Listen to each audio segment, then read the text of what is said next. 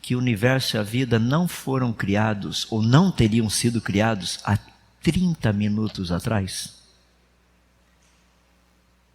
Você fala assim, 30 minutos atrás a gente estava aqui assistindo palestra. Teve até o intervalinho, fui conversar com pessoas. Eu lembro que lá em casa eu estava me preparando para vir hoje à tarde, então nós tivemos aquele período de 1 hora de intervalinho ali. Falei assim, mas e se todos nós fomos criados há 30 minutos atrás, achando que teve o intervalinho?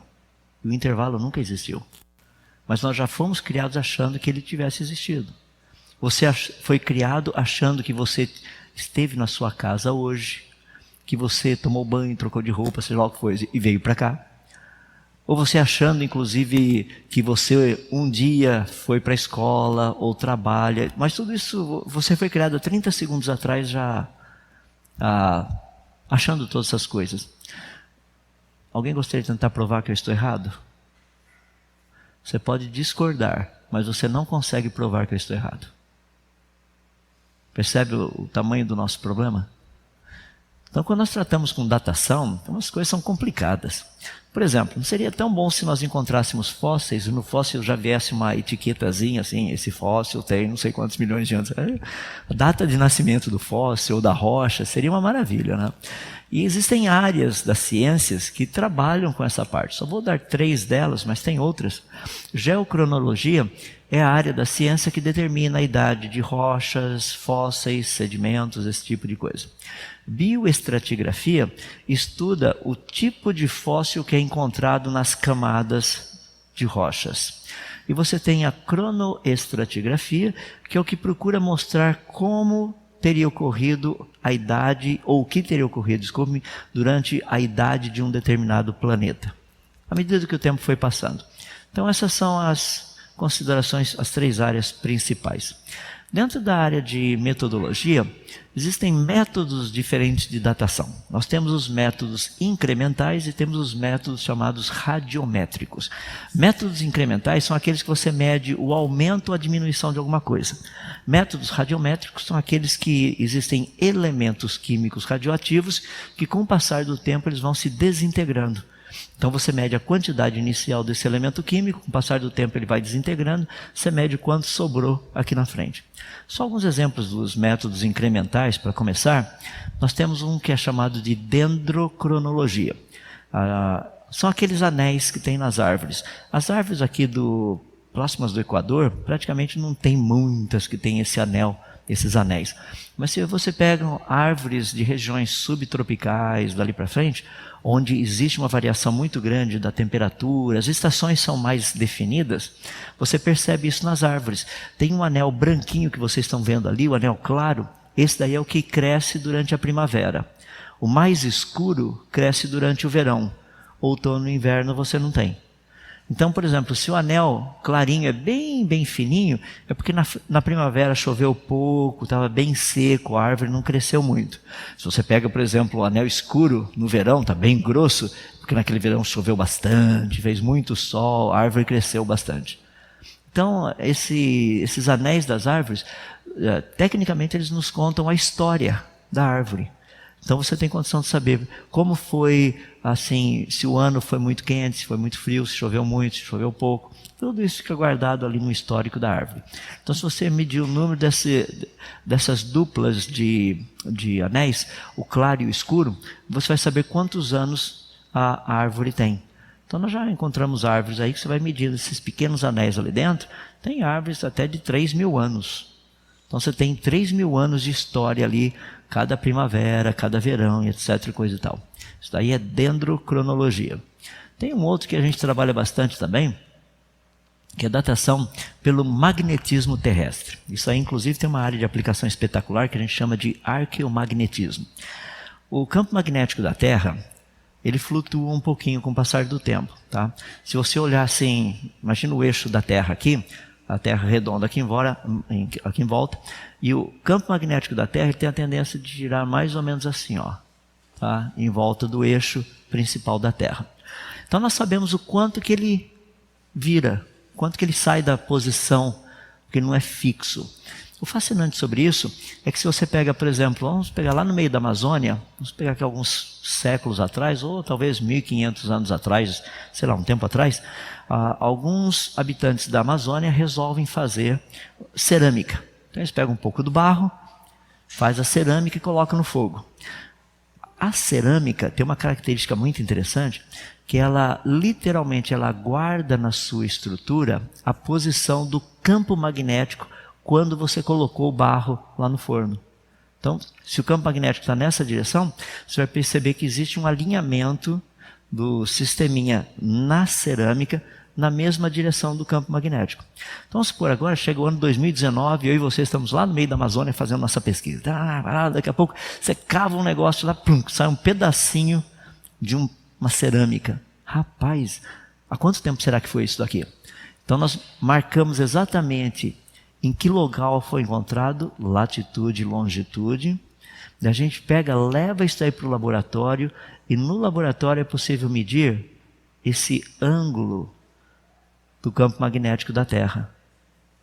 Daí, hoje, nós sabemos o ângulo onde está. Nós comparamos com aquele da cerâmica, é possível saber há quanto tempo atrás essa cerâmica foi feita. Então, se foi, por exemplo, 1000 anos, 1500 anos. Eu sei que muita gente, quando eu falo isso, o pessoal chega para mim e fala, cara, eu acho que vocês não dormem à noite, não é possível, vocês ficam bolando coisa lá, como é que fazer. E a gente faz umas coisas interessantes. Por exemplo, aqui em João Pessoa, tem alguns edifícios bem antigos, né? Eu vi aqui pela cidade. E você vê, por exemplo, alguns deles com vidro. Se o vidro for original, dá para a gente saber quando que o vidro foi colocado lá. Porque vidro é um negócio líquido, ele não é, eu sei que a nossa concepção de líquido é meio diferente, né? Mas vidro é líquido, com o passar do tempo ele vai escoando. Então, se você souber o tipo de vidro que está ali, você tem a espessura, você mede a espessura dele aqui em cima, mede a altura, mede a espessura aqui embaixo, você sabe quanto tempo demorou para escoar, você sabe há quanto tempo atrás foi colocado na janela. Então, você pode chegar e falar, isso aqui tem, sei lá, 350 anos, ou isso aqui tem 200 anos, 220 anos, dá para fazer tudo isso. Então, esses são os métodos que nós chamamos métodos incrementais. Diminui ou aumenta alguma coisa. Mas tem uma outra quantidade muito grande, que são os que nós mais utilizamos, que são os chamados métodos radiométricos. Os métodos radiométricos, eles usam essas 3 pressuposições importantes, que a taxa de desintegração ou de decaimento do elemento químico é constante. Essa é uma delas aí. É o constante o tempo todo. A segunda é que a abundância de isótopos na amostra não foi alterada nem por adição ou subtração com o passar do tempo. Por exemplo, a quantidade de carbono 14 que tem no fóssil não aumentou nem diminuiu por fatores externos. Tá? Por exemplo, diminuição. Você tem uma rocha. Tá? Se muita água passa na rocha, essa água tem a tendência de levar um pouquinho dos elementos químicos originais da rocha. Então vai ter menos elementos químicos do que o que normalmente teria por causa da água. E a terceira é que a rocha, quando foi formada, ela tinha uma quantidade conhecida do chamado elemento filho. Eu não vou entrar em detalhes nisso daí, mas só dar uma ideia geral. Essas 3 pressuposições são muito importantes, porque todas elas estão relacionadas com um negócio que a gente chama de meia-vida. Deixa eu explicar o que é meia-vida. Carbono 14, por exemplo, ele tem uma meia-vida de 5.730 anos. Se você pegar um recipiente como esse aí e colocar 800 gramas de carbono 14 ali dentro, depois de 5.730 anos, metade dele teria desaparecido. Ficou só a outra metade, 400 gramas. Se você deixar mais 5.730 anos, esses outros 400 gramas agora vão desaparecer, vão ficar só 200 gramas. E se você deixar mais 5.730 anos, agora você tem só 100 gramas. Não é que ele desaparece, puf, vira nada. Não, não é isso. É que, por exemplo, o carbono 14 volta a ser nitrogênio. Então ele vai fazendo o caminho de volta. Tá? Então nós temos um conhecimento razoável disso daí. Quando nós pensamos, por exemplo, na taxa de decaimento, todos esses negócios, nós temos equipamentos que fazem essa medição com uma certa precisão para a gente. É muito legal isso aí. Por exemplo, espectrometria de aceleração de massa. O equipamento é fantástico, a gente trabalha com isso, é bem preciso. Dá para a gente medir quantidade de elementos químicos que estão numa amostra. E o problema maior é lá no comecinho, né? Tem umas equações aí que precisam ser resolvidas também, mas dá para a gente ter uma ideia. Deixa eu tentar colocar esses métodos todos, dando um exemplo bem simples. Vou pegar o meu copinho d'água, que é o mais fácil para a gente entender. Imagina que nesse copinho aqui tenham 100 ml de água. Tá? Eu vou fazer um furinho aqui e vão vazar 10 ml por minuto. Pergunta, depois de quanto tempo o meu copinho estaria vazio? Bom, se tem 100 ml, estão vazando 10 ml por minuto, isso significa que depois de 10 minutos não teria mais água nenhuma aqui dentro. 100 dividido por 10. Tá? Então os métodos de datação trabalham todos desse jeito. Eles medem a quantidade que ainda está lá dentro. Deixa eu fazer um exemplo prático. Se no meu copinho eu tivesse 50 ml aqui dentro de água, e está vazando 10 ml por minuto, há quanto tempo o copinho estaria vazando? 5 minutos, correto? Porque eu tinha 100, agora eu tenho 50, está vazando 10 por minuto. Agora deixa eu fazer uma outra pergunta. Vou pegar um outro copinho, está aqui meu outro copinho. Nesse outro copinho só tem 30 ml aqui. Há quanto tempo está vazando? Você fala assim, não sei quanto de água tinha no começo. Percebe? O problema com os métodos de datação é o seguinte, a gente consegue medir quanto do elemento químico ainda tem, a gente mede o quanto que está vazando, que é a meia-vida do elemento químico. Qual o problema nosso? É saber quanto tinha no começo. E a resposta científica é bem fácil. Quanto que tinha no começo? Resposta científica. Só Deus sabe. Essa é a resposta científica. Assume-se. Essa é a razão dos métodos de datação terem tantos problemas.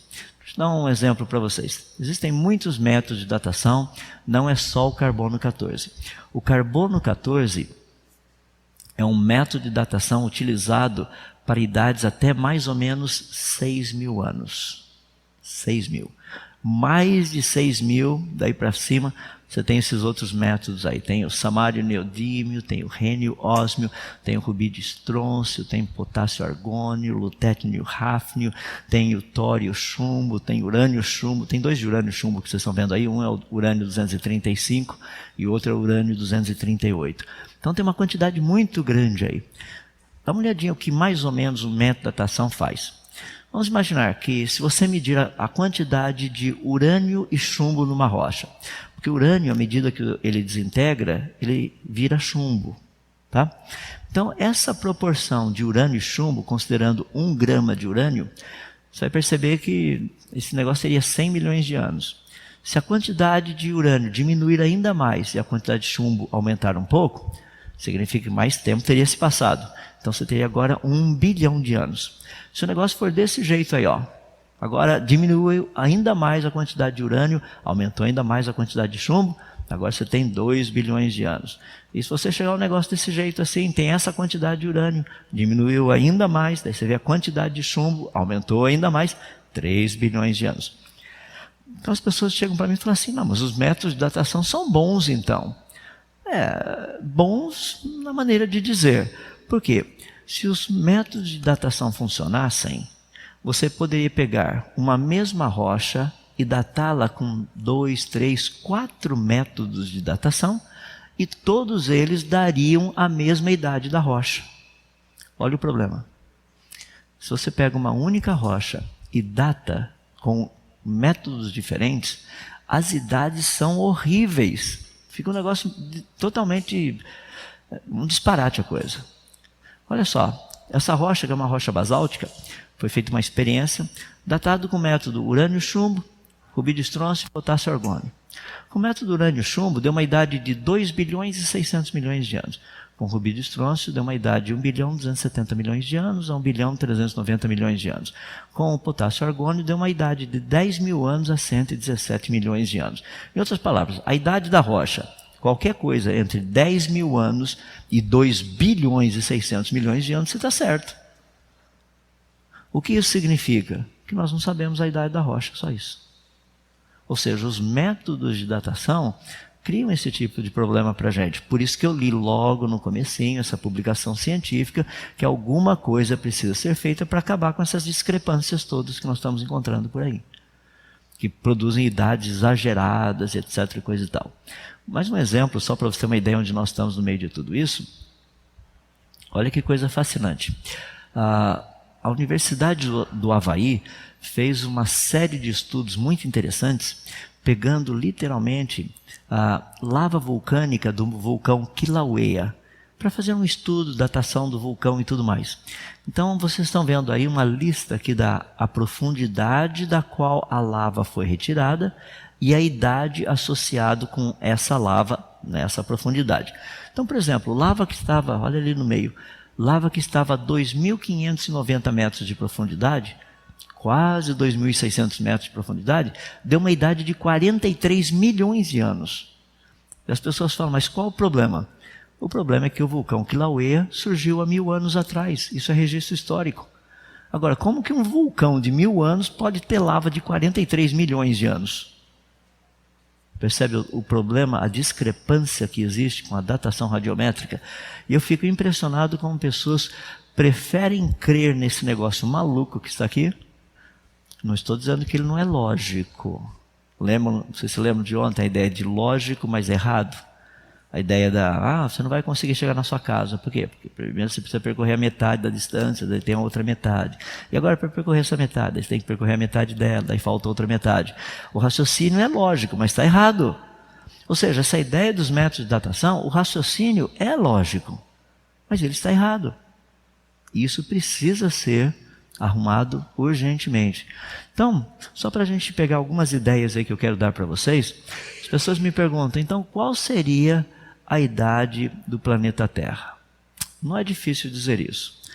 Deixe-me apenas colocar um negocinho antes de dar essa resposta, porque eu sei que pessoas vão perguntar. O método de datação de carbono 14, afinal de contas, funciona ou não? Ele funciona muito bem até 6.000 anos. Até 6.000 anos dá para a gente saber um monte de coisa. Por exemplo, saiu um artigo bem interessante aí em 2010, na revista Science. Foi uma datação feita com sarcófagos de faraós, um pouquinho de grãos que eles deixaram dentro da tumba do faraó. Então foi possível pegar e fazer todo esse negócio de novo e ter uma noção de a ordem correta. Porque, por exemplo, tinha faraó que aparecia na linha de tempo. Eu falei assim, esse aqui não fala nada daquele outro. Como é que pode? É porque estava invertido a coisa. Esse cidadão aqui não era o avô. Quer dizer, desculpe, esse aqui não era o filho, ele era o avô. Tá? Então, não dá para falar ainda, porque o neto não tinha nascido. Por isso que havia umas certas discrepâncias e ninguém sabia direito. Daí, com a datação do carbono 14, foi possível praticamente acertar tudo isso. Então, o método de carbono 14 é um método muito bom. Atualmente, ele está querendo o pessoal está querendo colocá-lo para o lado de fora, por uma razão bem interessante, fascinante. Né? Vou pegar aqui, quer ver que legal? Vou pegar o meu copinho, você vai entender o que eu estou falando. Meu copinho, ele vaza 10 ml por minuto. O máximo que o meu copinho consegue ter é quanto? 100 ml. 100 ml. Não adianta você querer colocar 1 litro aqui que não vai caber. São só 100 ml. Então, se eu chegar para você e falar assim, rapaz, tem um pouquinho de aguinha lá embaixo ainda. Isso significa que 10 minutos teriam se passado? Estou assumindo que o copinho estava cheio. Tá? Você fala, não, porque ainda tem um pouquinho de água lá embaixo. Se tem um pouquinho de água, é porque não deu para vazar tudo. Ou seja, se meu copinho estiver totalmente cheio, o máximo que vai dar são 10 minutos. O que o carbono 14 tem nos mostrado é o seguinte: se ainda encontrarmos carbono 14 numa amostra, essa amostra não poderia ter mais do que 10.000 anos. E a gente encontra assim, carbono 14 em todo tipo de amostra por aí. Por isso que o pessoal está ficando preocupado, né? Você acha uma rocha. Essa rocha aqui tem 600 milhões de anos. Ela é do período pré-cambriano. Nossa, que legal, 600 milhões de anos. Daí lá no meio da rocha você encontra um grafite pequenininho lá. Grafite tem carbono. Aí a gente pega esse carbono e leva lá para o laboratório. Chega lá no laboratório, coloca lá no espectrômetro, roda o negócio, daqui a pouco tem carbono 14. Se tem carbono 14, esse negócio não pode ter 600 milhões de anos. Ele não pode ter mais do que 10.000 anos. Quer ver? Para você que é cristão, acho que você vai entender o problema. Se nós fôssemos no Jardim no Éden, 6.000 anos atrás, e pegássemos uma rocha e trouxéssemos para datá-la, qual seria a idade da rocha? 6.000 anos ou alguns milhões de anos? Depende da quantidade de elementos químicos que Deus tivesse colocado na rocha, não é verdade? E se Deus já colocou um pouquinho de urânio e um pouquinho de chumbo? Só para deixar, para que aqueles que não querem assim, crer nele, encontrassem evidências de que ele está errado. Na verdade, não tem evidência nenhuma que ele está errado. Deus pode criar a rocha do jeito que ele quiser. Ele pode pegar o copinho d'água da rocha, né, copinho d'água entre aspas, e criar com metade só dentro. Qual o problema? A gente ia falar assim, não, mas começou aqui. Deus falou, não, eu comecei aqui. Quer ver um exemplo simples disso? De novo, isso é um parênteses do que nós estamos falando, tá? Adão foi criado no 6º dia. Com quantos anos, mais ou menos, você acha que ele tinha? De 20 a 30 anos, mas ele foi criado naquele dia. Qual a idade dele? Algumas horas. Qual a aparência dele? 20 a 30 anos. Isso é o que nós chamamos de idade aparente. E a gente encontra muita coisa no universo com essa tal de idade aparente. Percebe? Então é bem legal a gente ver essa parte de datação e tudo mais. Bom, para a gente concluir, deixa eu dar alguns exemplos rápidos, porque eu sei que tem muito de dinossauro aí para ser tratado, né? Estou preocupado até ali atrás, que é capaz daqui a pouco um dinossauro pular lá de trás em cima de mim. Então eu vou andar rápido aqui para a gente ver os nossos queridos dinos. Deixa eu dar algumas evidências, são muito importantes, e deixa eu dar algo para você pensar. Você já sabe, não sei se você já percebeu, mas talvez a tua máquina de lavar roupas, ela tenha uma função chamada centrifugação. O que ela faz na centrifugação? Ela gira, né? Gira bastante. Por que ela gira bastante? É porque à medida que ela gira bem rápido, o tecido, sua calça, sua camiseta, sei lá o que for estiver lavando, lençol, toalha, encosta na beirada. Como na beirada tem uns furinhos, a água é forçada a sair da roupa. Isso a gente chama de força centrífuga. Tá? Então gira bem rápido, a água vai escapando, daí você tira o negócio lá de dentro, quase não está molhado mais. Já percebeu que a Terra gira a mais ou menos 1.700 quilômetros no seu equador? Ou seja, ela tem uma força centrífuga maluca. É muito, muito forte essa força. O que essa força faz com o planeta Terra? Está esticando o planeta ali na região do Equador. Então, a Terra, que é uma esférica, tem uma força muito grande aqui. Eu sei que tem muita gente que fala assim, mas tem a força da gravidade aqui. Eu sei, a força desse lado da gravidade, a força da gravidade do outro lado, cancelam as duas, né? A força aqui de cima da gravidade no Polo Norte e do Polo Sul, cancelam as duas também. Mas tem duas forças centrífugas aqui que não se cancelam porque elas estão indo em direções opostas, esticando o planeta. Olha o que acontece. Se o planeta Terra tivesse algumas poucas dezenas de milhares de anos, o que você acha que teria acontecido com o planeta Terra? Ele ainda estaria redondinho do jeito que ele é? Não, porque essa força vai esticando o planeta no Equador e vai achatando nos polos. Se tivesse milhões de anos ou bilhões de anos, o pessoal da Terra plana estaria certo, ele seria uma panqueca literalmente. Estaria todo achatado. Mas o planeta Terra ainda é extremamente esférico. Ele tem cerca de 12.700 quilômetros de diâmetro no Equador e cerca de 12.700 quilômetros no diâmetro polar. A diferença entre esses dois diâmetros, de cerca de 12.700 quilômetros, é só de 40 quilômetros. Ou seja, o diâmetro equatorial é 40 quilômetros maior do que o diâmetro do polar. Nós estamos falando de praticamente 12.700 quilômetros. Percebe? Isso significa que faz pouco tempo que a Terra está girando. É igual a sua máquina de lavar. Se girar pouco tempo, pode pegar na roupa que ela vai estar bem molhada ainda. Se ela estiver girando bastante tempo, pega na roupa que está mais seco. Essa é uma daquelas evidências assim que as pessoas não gostam de pensar muito. Então deixa eu dar algumas outras aqui para você ver. Tem alguns fatores que nós chamamos de fatores limitantes. Por exemplo, sabia que a luz está se afastando da Terra. Nós sabemos disso. Isaac Newton já tinha feito essa proposta em 1687. Um grupo de pesquisadores, tem uma lista deles aí, em 1754 eles já tinham definido esse negócio. Nós sabemos que ela está se afastando principalmente por questão das marés. A maré que a gente está habituado aqui.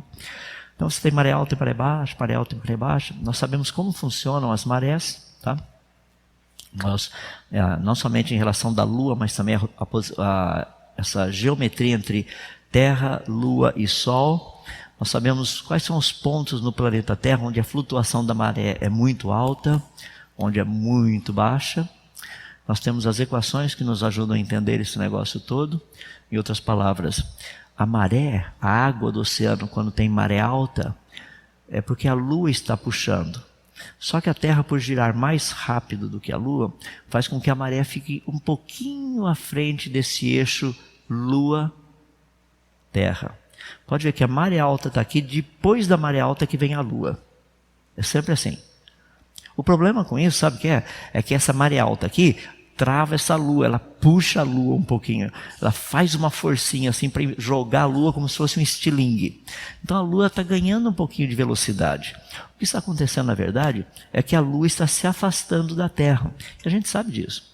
As equações mostram isso de uma forma bem simples. Mais ou menos simples. Então você tem um jogo de equações aí que contam para a gente como que funciona esse negócio. Está vendo essa equação aqui em cima? No seu canto esquerdo aqui, tem um negocinho em azul ali chamado dr/dt. Isso daí é a taxa de afastamento da Lua em relação à Terra. Isso é muito legal, sabe por quê? Porque se a Lua está se afastando, então no passado ela estaria cada vez mais perto da Terra. Só isso. A pergunta é quando que ela estaria girando ou rolando na superfície da Terra? Dá para calcular? Dá. Então a gente pega esses negocinhos, só faltava esse dr/dt para a gente calcular, mas Apolo 11, Apolo 14 e Apolo 15 deixaram esses negocinhos que vocês estão vendo ali embaixo, que são uns pequenos espelhinhos refletores, que a gente manda um laser daqui na Terra, o laser bate nesses refletores e volta. Então você marca o tempo que demorou para ir para voltar, você mede a distância certinho, dá para saber, inclusive, se está se afastando. Está se afastando. E a velocidade de afastamento é bem pequena, é aproximadamente 3 centímetros, 8 milímetros e 0,2 de milímetro por ano. Então agora a gente sabe o que é aquele dr/dt. O resto da turma a gente já sabia todo. O dr/dt azulzinho ali embaixo não. Agora dá para a gente calcular e falar, há tanto tempo atrás a Lua iria quebrar a superfície do planeta Terra de tão pertinho que ela estava. Nós temos os valores iniciais, é só fazer a continha, aproximadamente 1 bilhão e 200 milhões de anos atrás, a Lua estaria tão perto da Terra que a crosta terrestre iria rachar e mergulhar no magma. Ou seja, seria impossível haver vida no planeta Terra há 1 bilhão de anos atrás, isso é certeza. O campo magnético da Terra. O campo magnético da Terra é isso que forma esse negócio bonito, a aurora boreal, a aurora austral. A gente estuda bastante isso daí, nós sabemos como que esse negócio funciona, como que ele protege também a Terra de radiação que vem do Sol. Nós sabemos como ele age, ou seja, vou dar um negocinho bem simpático aqui para você entender um pouquinho. É o que nós chamamos de regra da mão direita. Só vou dar um exemplo aqui para você saber. Se eu colocar um fiozinho daqui de baixo até lá em cima e mandar eletricidade daqui de baixo até lá em cima, então tem uma corrente elétrica indo nessa direção. Corrente elétrica produz campo magnético. Então se você colocar o seu dedão na direção que o campo magnético está indo, colocar os seus dedos em volta do fiozinho, você sabe como que o campo magnético está girando em volta desse fio. Então se está indo para lá, está girando desse jeito. Se está vindo de lá para cá, agora é o contrário. Então ele está girando no sentido contrário. Tá? No planeta Terra, nós temos o campo magnético da Terra. Eu não vou contar o detalhe para você, eu vou deixar você fazer uma pesquisa lá na internet. Se o campo magnético for do Polo Sul para o Polo Norte, Polo Sul para o Polo Norte, o meu dedão aqui, ele está apontando que lado a corrente dentro da Terra está girando. Tá? Se ele for do Polo Norte para o Polo Sul, o meu dedão, ele está apontando para que lado a corrente elétrica dentro da Terra está girando. Então é possível calcular esse negócio todo. O legal é que o campo magnético da Terra, ele tem 3 partes importantes. Nós temos satélites que têm medido isso. Tem uma parte que a gente chama de bipolar, tem uma outra que é quadrupolar e tem uma outra que é octopolar. A parte bipolar está perdendo energia, as outras 2 estão ganhando. Em outras palavras, o que perde e o que ganha são iguais? A resposta é não. Então nós sabemos que o campo magnético da Terra está perdendo a sua intensidade, cada vez ele está ficando menos e menos intenso. Sabe o que isso significa?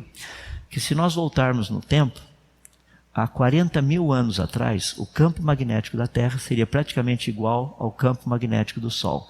Em outras palavras, certeza que há 40 mil anos atrás não havia vida no planeta Terra. Certeza. Mas eu quero dar a última para vocês, daí a gente dá uma olhadinha nos nossos dinossauros da vida e ver o que acontece. Tá? Olha que coisa legal. Na crosta terrestre tem uma quantidade muito grande de rochas chamado granito. E no granito você encontra esses negocinhos brilhantes aí. Nossa, o negócio parece até diamante. É por isso que eu brinco com o pessoal lá na cidade de São Paulo, tem uma rua 25 de um mês da vida, que o pessoal gosta de comprar relógio. Vou até falar do jeito que o pessoal fala. É relógio Rolex de diamante por R$10. Então você pode ir lá, pode ter certeza, é legítimo, tá? No fundo não tem nada de diamante, nem é Rolex. O que tem são esses pequenos cristalzinhos. Deixa eu falar um pouquinho deles. Esses daí são cristais de zircônio que você encontra no granito. Então, de vez em quando você pega o granito, você olha assim, ele brilha, parece que tem uns negocinhos super legais, parece diamante. Não é. Silicato de zircônio é tudo que tem ali dentro. Só que no silicato de zircônio, quando a rocha se forma, ele coloca no lugar do zircônio átomos de urânio, porque tem a mesma valência. E é legal porque o átomo de urânio, com o passar do tempo, ele se desintegra. Essa desintegração produz um gás chamado hélio. Esse gás hélio escapa da rocha e vai parar na nossa atmosfera. Só que na nossa atmosfera ele não consegue sair. Ele fica preso aqui dentro. Daí a coisa fica legal. Por quê? Eu vou pegar o meu copinho e fazer o contrário agora. Eu sei que nesse copinho aqui cabem 100 ml de água. Tá? Então eu vou pegar um conta-gota, deixar uma gotinha cair de cada vez. Cada gota tem 1 ml. Quanto tempo demoraria para encher o copo? Bom, se o copinho cabe 100 e aqui embaixo tem só 1 ml, isso significa que só 1 minutinho teria se passado. A mesma coisa, quanto tempo será que demorou para colocar a quantidade de hélio que tem na nossa atmosfera atualmente? Depende de quanto hélio é produzido aqui embaixo, né? Então o que nós fizemos foi o seguinte: um grupo de cientistas pegou para avaliar o quanto de hélio está aqui. Nós primeiro começamos vendo quanto de hélio tem na nossa atmosfera, aquele azul que está aqui embaixo. 0,000524%, daí é 5,24 partes por trilhão. Então a gente sabe quanto está lá na atmosfera. Então a gente precisa calcular agora quanto de hélio a Terra produz por ano.